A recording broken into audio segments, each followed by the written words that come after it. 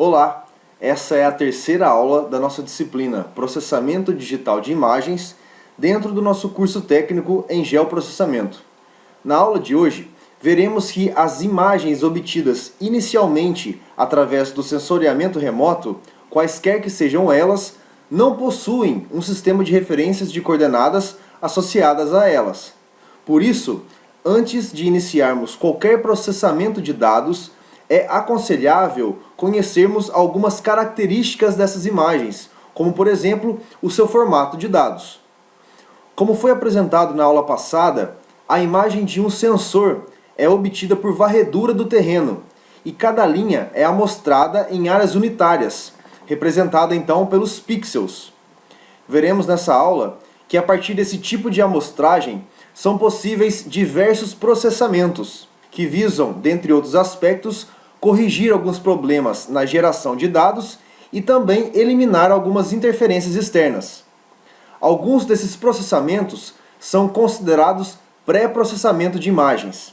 Então, esses são alguns dos assuntos que iremos conversar nessa nossa aula de hoje.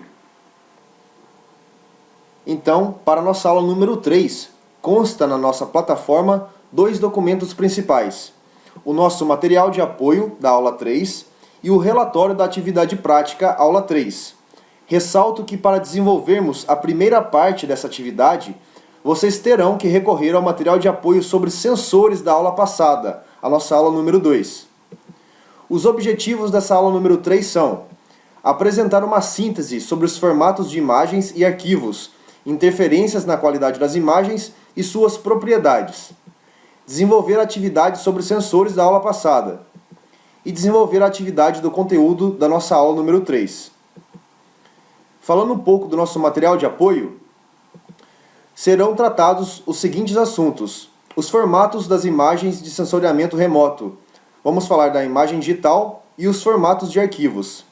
Iremos tratar das distorções e correções desses dados de imagens. E iremos falar sobre o pré-processamento de imagens digitais. No capítulo número 3, iremos tratar da ampliação histogrâmica de contraste, ressaltando os principais tópicos relacionados com esse assunto. A atividade prática dessa aula número 3 tem o valor de 20 pontos. Ressalto que essa atividade está dividida entre duas partes, sendo que a primeira parte remete ao assunto de sensores e a segunda parte remete aos assuntos tratados nessa aula número 3. O tempo previsto para a elaboração dessa atividade é de 4/12 a 13/12. Os critérios de avaliação são as respostas condizentes com o material de apoio e a síntese dessas respostas. Ressalta-se, as respostas devem ser sucintas e diretas. Eu desejo a todos bons estudos e uma boa aula.